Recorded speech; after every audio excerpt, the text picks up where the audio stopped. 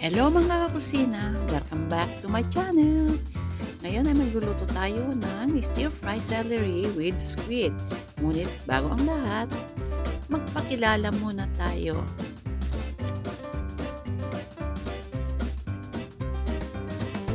Gigisa ako ng ito celery with pusit. Ito ay pusit. Nilinisan ko na, tinuwa-hiwa ko na rin. Ayan, lalagyan ko na lang siya ng seasoning. Okay?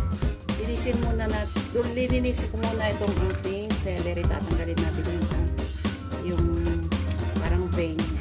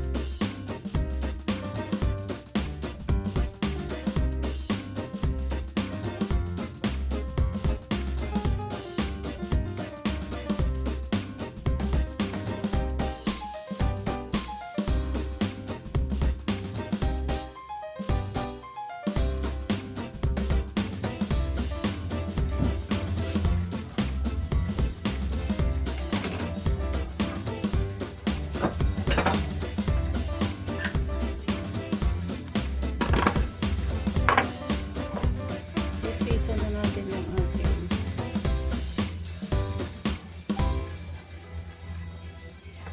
asin.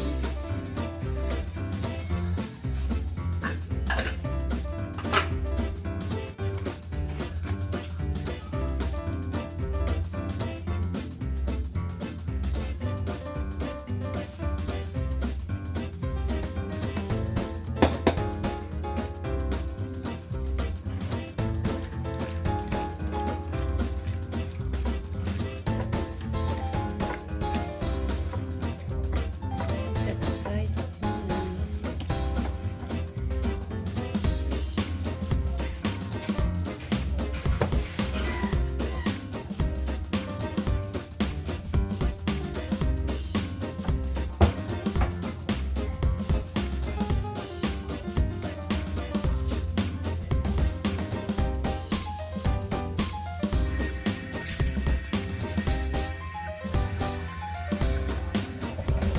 So ayan, scald muna natin yung ating celery.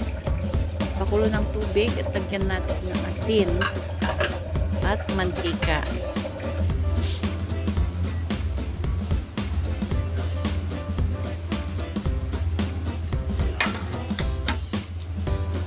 Saka natin ilagay yung ating celery.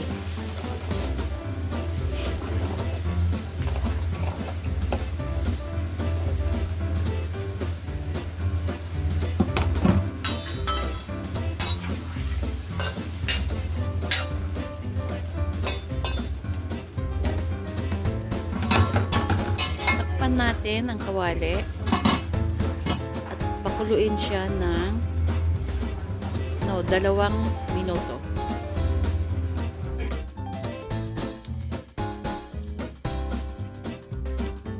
So ayan, makalipas ang 2 minuto, hanguin na natin ang ating celery.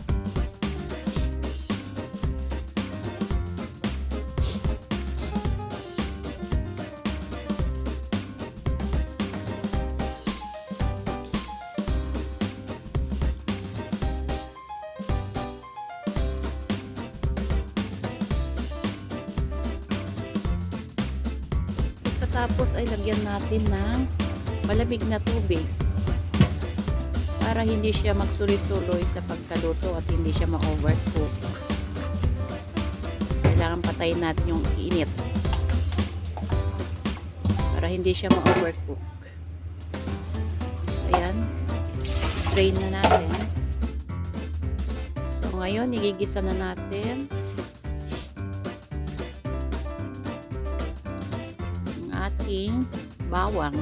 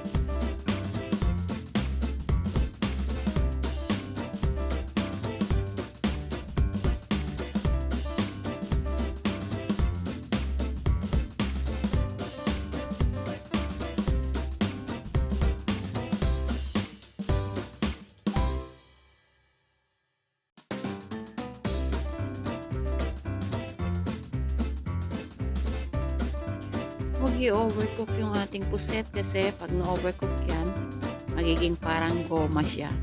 So, kapag nakita nyo firm na yung ating puset, pwede nang ilagay yung ating celery.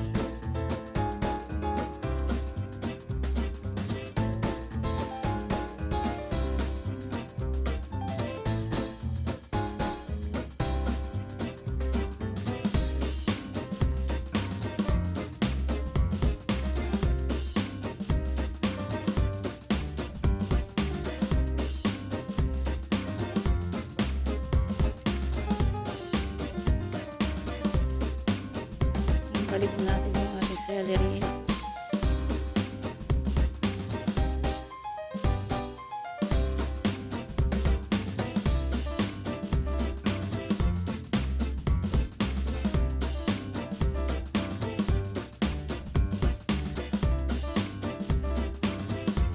So ayan, tapos na ang ating pagluluto.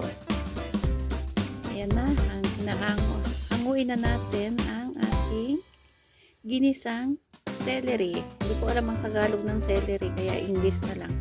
Celery at pusit. Ginisang celery na may pusit. Bao.